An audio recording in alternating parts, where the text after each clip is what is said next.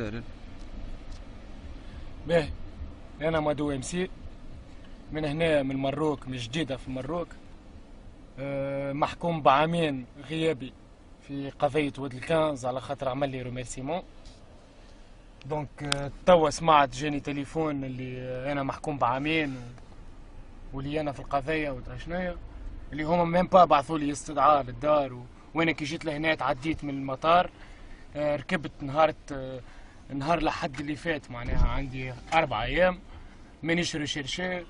تعديت نورمال، جاي عبد نحوس نلقى روحي محكوم بعامين، معناها بين 10 أيام.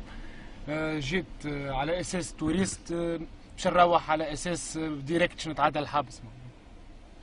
دونك اللي نحب نقوله اللي أنا راهو مانيش فاهم شنيا معناها عامين حبس. عامين حبس تاع شنيا معناها، شنيا قضيتي أنا، شنيا معناها توا يا عباد، شنو الحكاية معناها بالرسمي؟ شنو الحكاية ذي؟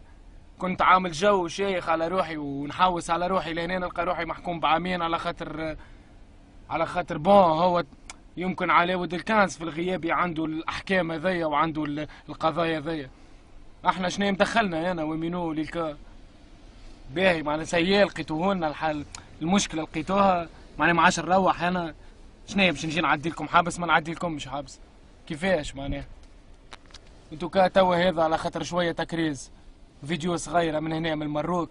حاب نقولوا اللي فما فيديو هبطت قالت فرار مادو ام سي، لا انا شلقت بروحي اللي انا محكوم لهنا في المروك، وهاني باش نفض اموري نروح، فهمتني؟ وباش تتفضل الامور ان شاء الله. اوكي، سلام.